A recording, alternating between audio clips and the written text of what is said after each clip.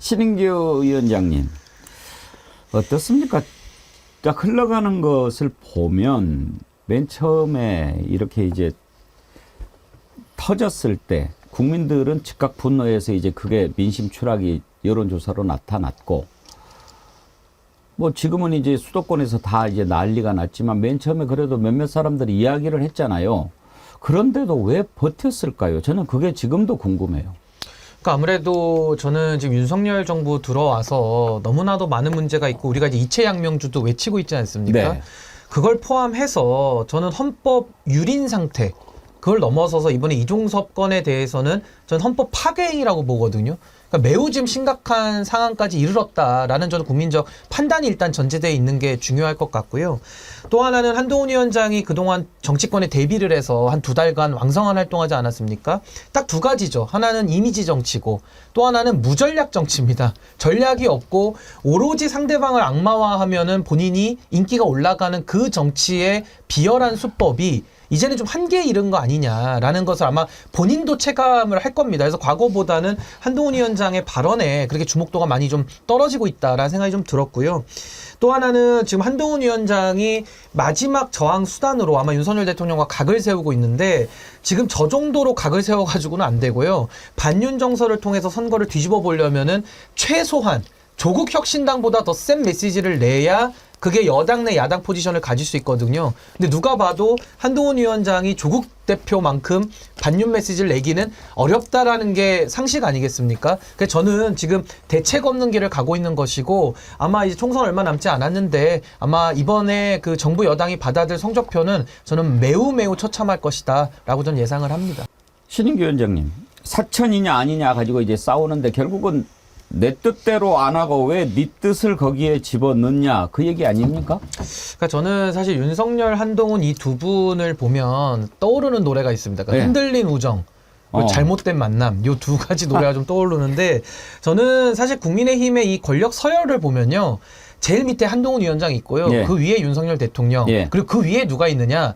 윤핵관이 있습니다. 그러니까 저는 이 권력 서열 지도를 보고 국민의힘을 보면 굉장히 당이 잘 이해가 되고요. 앞으로도 어떻게 흘러갈지 좀 예상이 되는데요. 저는 지금 윤한 갈등이 이게 뭐 약속 대련이니 뭐니 이런 얘기들 아직도 나오던데 초기부터 약속 대련은 아니었고요. 그 갈등의 농도가 좀 짙어지고 있다. 그래서 저는 명약관화하게 지금의 상황은 레임덕은 분명해 보입니다. 근데 앞으로 이거 이제 데드덕으로 어떻게 가느냐가 이제 남은 관건일 텐데요. 전 윤석열, 한동훈의 관계가 전 이제 죄수의 딜레마 관계라고 보거든요. 그러니까 둘 중에 하나는 죽어야 사는 건데 누가 먼저 죽을지 서로 우왕좌왕하다 이제 동시에 둘 다 이제 죽어버리는 이제 이런 죄수의 딜레마 같은 상황이다라고 저는 진단을 하고 한동훈 위원장이 얼마나 정치 초보냐면요. 어제 그 공천장 수여식에서 본인이 자신을 소개하는데 예. 비상대책위원장 한동훈입니다 하면서 총괄 선대 본부장이라고 본인을 소개하더라고요. 그래서 저는 그걸 들으면서 총괄 선대 본부장은 장동혁 총장인데 그 지위 자체도 본인이 은연중에 헷갈리고 있구나. 그러니까 정치를 너무 모른다는 거를 본인이 이렇게 드러냈던 것 같고. 위원장님은 이쪽이십니다. 그렇게 지금 하면서 그런가요? 내린 건 아닐까요? 뭐 그럴 수도 있겠죠. 총괄 선대위원장은 용산에 계실 수도 있으니까 그럴 수도 있겠지만 저는 한동훈 위원장의 메시지를 보면 일단은 민주당에 대한 악마화, 그리고 어제 종북 세력 얘기까지 했거든요. 보수에서 민주당에 대한 악마화와 종북 세력 이후에 나오는 게 부정선거론입니다. 지금 부정선거론 빼고는 두 가지 메시지가 다 나왔기 때문에 이제 한동훈 위원장은 본인이 던질 메시지는 다 던졌다. 그러니까 할 건 다 한 상태다.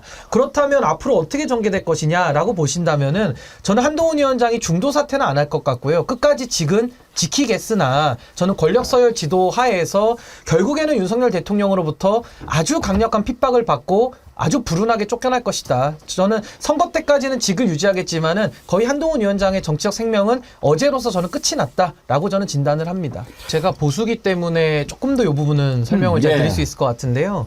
우선 앵커님 저도 근데 종편 안 봅니다. 그러니까 보수 지지자들도 일단 안 보는 게 하나가 있고요.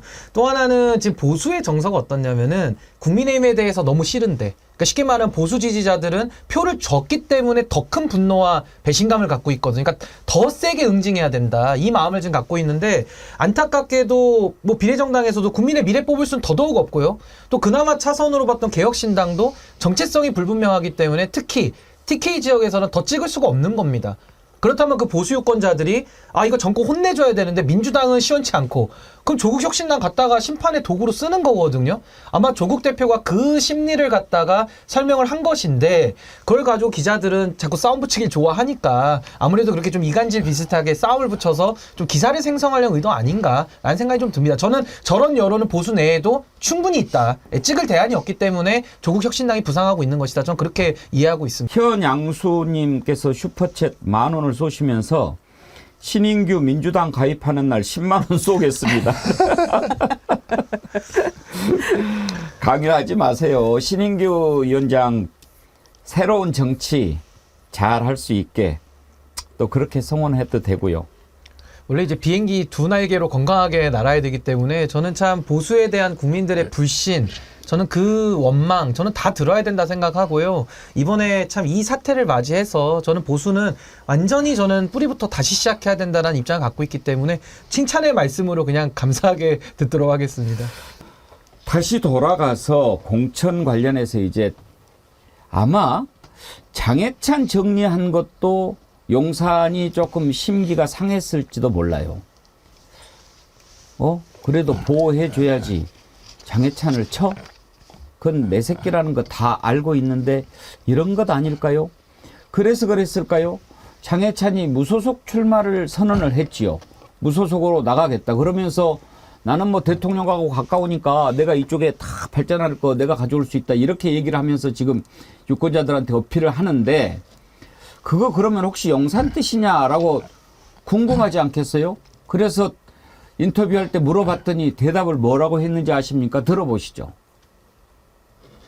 제가 뭐 그런 부분에 대해서 이렇다 저렇다 일일이 말씀드리는 건 적절치 않은 것 같고요. 대통령실뿐만이 아니라 당 지도부, 지금 비대위와도 제가 뭐 연락을 안 하는 사이였겠습니까?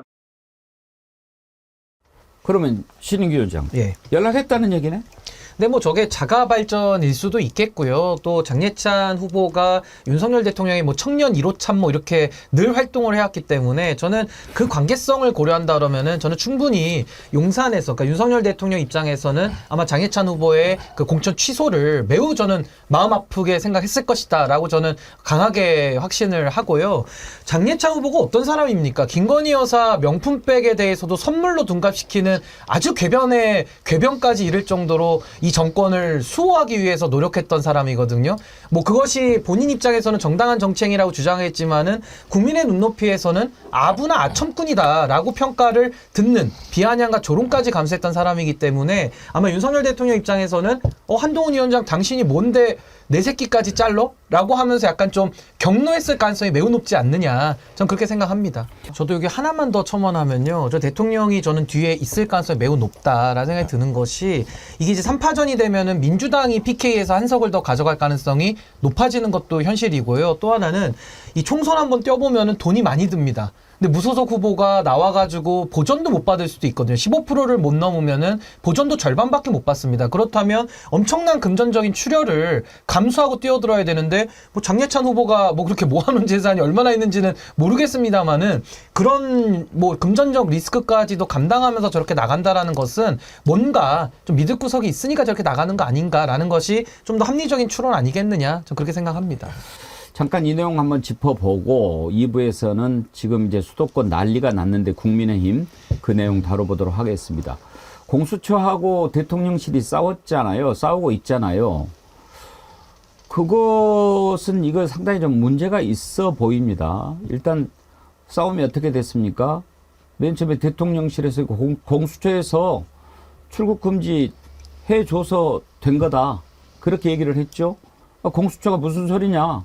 우리는 출국금지 해제 권한도 없고 우리가 그렇게 한 적도 없다. 그렇게 얘기하니까 대통령실에서 그래? 그러면 당장 불러서 수사해! 하라고! 그렇게 했는데 이건요 잘못하신 겁니다. 법을 어긴 거가 돼요. 마침 오늘 변호사님 나와 계시니까 먼저 법조문을 보고 따져봅시다. 공수처법 3조 3항에 뭐라고 되어 있는지 여러분 한번 보실까요? 대통령 비서실은 공수처에 보고나 자료 요청, 의견 제시 등을 일체 관여할 수 없다. 이렇게 딱 법에 나와 있어요. 지금 불러서 수사하라고 이렇게 지시는 물론이고 의견 제시도 못하게 돼 있는 거예요. 신인규 변호사님, 법률 위반 아닙니까? 제가 법을 조금 더 구체적으로 읽어드리면요. 이렇게 되어 있습니다. 공무원, 그러니까 대통령을 비롯한 공무원들은 수사처 사무에 관해서 업무보고, 자료 제출 요구, 지시, 의견 제시, 협의, 그 밖의 직무 수행에 관해서 일체의 행위를 하면 안 된다 되어 있습니다. 일체의 행위가 안 되거든요. 근데 저는 이 공수처법이 고위공직자에 대한 그 수사를 위해서 설립된 기관이고요. 그 고위공직자에 대통령이 명시돼 있습니다. 그러니까 쉽게 말하면 대통령을 수사하는 수사처기 때문에 이런 조항을 두는 거거든요. 비견한 예로 검찰청법은 어떻게 돼 있냐면 검찰의 수사 업무에 대해서는 법무부 장관을 통해서는 지휘를 감독하게 돼 있습니다. 그래서 우리가 뭐 수사지휘권이라는 거 많이 언론에서 들어보셨을 텐데 공수처법은 검찰처법과 완전히 그 평면을 달리하는 그런 체계로 돼 있기 때문에 공수처의 업무에 대해서 만약에 윤석열 대통령이 어떠한 행위 하나라도 했다 그러면 이건 공수처법 위반이 됩니다. 매우 심각한 문제라고 저는 봐야 된다고 생각합니다. 제가 그동안에 윤석열 대통령 헌법 유린 단계까지로 진단했거든요. 그게 뭐냐면 수사거라고 해서 수사권, 거부권, 그다음에 사명권, 이 수사거입니다. 그래서 수사거까지는 제가 헌법 유린 상태로 진단했다가 이번에 하나가 더 추가됩니다. 임명권. 수사거임이라고 제가 하면서 이 수사거임까지 가니까는 이제는 헌법 파괴 단계에 이른 거거든요. 저는 이번에 임명권 관련된 것은 법무부 장관도 출국 금지를 임의로 해제해 줬고요. 이거 나중에 다 법률적 문제 된다고 생각하고 대통령도 헌법과 법률을 위반하면 탄핵 사유가 되거든요. 파면당할 수 있습니다. 굉장히 조심해야 되는데 지금 윤석열 대통령은 겁을 상실한 상태로 국정 운영하고 있거든요. 저는 그 과거에 개그 콘서트에서 세바스찬이 나가 있어라고 소리 지르면서 막 그 웃긴 장면을 연출했던 게 생각이 나면서 아마 윤석열 대통령이 이종섭 장관하고 또 공교롭게 나이가 동갑이에요. 종섭이 나가 있어 이러지 않았을까. 그래서 호주까지 내보낸 거 아닐까라는 생각이 들고 이 이종섭 장관 문제가 처리하기가 참 어려운 것이요. 지금처럼 나가 있으면 이 불법 상태가 유지되기 때문에 문제가 되고 만약에 이종섭 장관을 다시 돌려오게 하잖아요. 다시 들어오면 또 어떤 문제가 발생하냐면은 이종섭 장관 공수처가 수사받아야 됩니다. 그럼 이종섭 장관이 가만히 있겠습니까? 이제 와서 막 그 범행 사실에 대해서 막 진술할 거거든요. 그럼 윤석열 대통령이 또 잠을 못 자게 될 우려가 있어요. 그러니까 이게 가불기처럼 이러지도 저러지도 못하는 상황 속에 지금 꼬여 있다. 그러니까 거짓말을 너무 많이 해서 그렇습니다. 제가 볼 때는. 지금요, 이건 동아일보 기사입니다. 다른 데도 아니고. 용산 리스크의 서울 8석도 목 건질판 여 수도권 출마자들 아우성 제목이 이랬는데요. 국민의힘 서울 지역 후보 용산 리스크가 치명타다. 서울은 4년 전 의석수 8석 플러스 알파가 아니라 마이너스 알파가 될 판이다.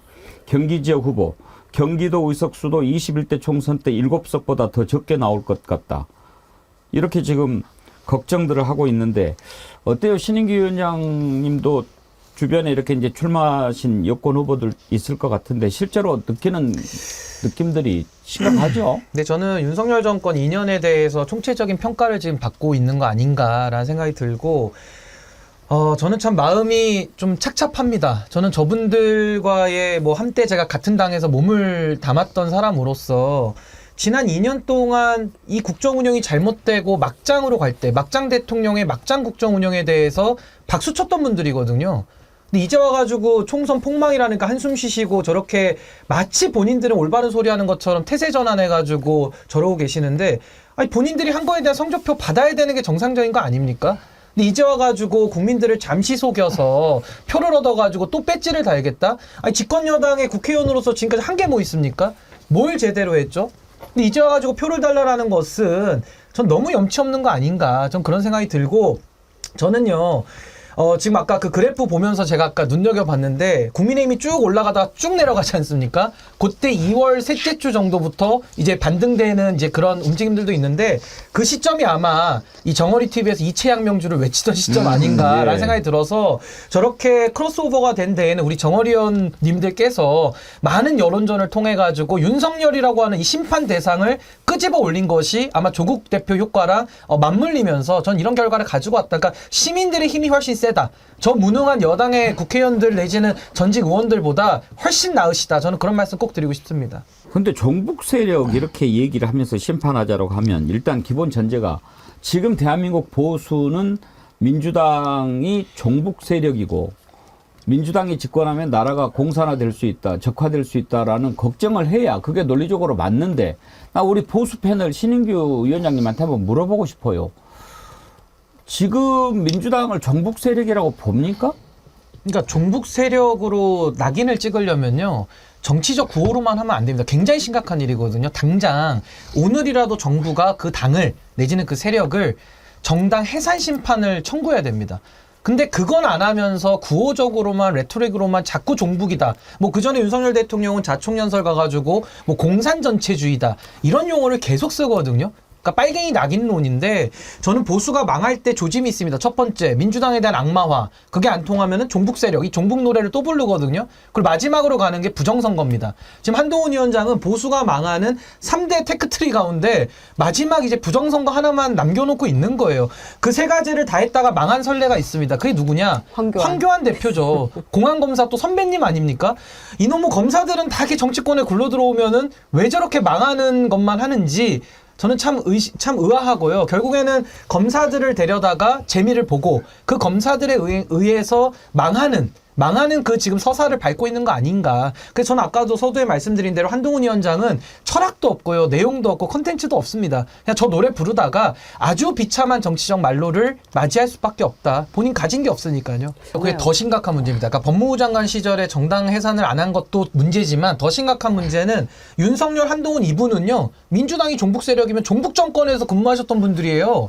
종북 정권에서 임명받은 사람들이 무슨 낯짝으로 그럼 지금 와서 대한민국 국정 운영을 합니까? 본인들 종북 세력 아닙니까? 그러네요. 아니 정말 끔찍한 얘기를 하고 있는 겁니다. 저분들. 하나만 저도 더 첨언하면은 아니 그렇게 운동권 심판 노래를 부르는데 왜 이렇게 국민의힘에도 운동권 사람들을 많이 공천합니까? 아니 한문경 씨인가요? 그분하고 하태경 의원, 뭐 하태경 의원 공천 못 받았지만 아니 국민의힘 안에도 운동권 출신이 너무 많아요. 이런 모순을 어떻게 해결할 것이며 아까 의대 정원 문제도 살짝 나왔습니다마는 의대 정원 때도 저 의사들을 의료시장 뽀개고 있지 않습니까? 본인이 간호법을 거부해놓고선 6개월 전에는 간호법 거부해놓고서는 이제 와서 또 간호법 하자 이러는 이런 모순투성이 정부가 한동훈 위원장이 무슨 낯짝으로 지금 그 과거 얘기를 소환해서 저렇게 종북 얘기를 하는 것인지 전 말이 안 되는 일을 지금 하고 있다라는 생각이 듭니다. 하나 있습니다. 그 이민청 얘기는 자주 해요. 이민청 해가지고 뭐 인구 문제 해결하자 그러는데 그 인구 문제 해결책도 아니고요.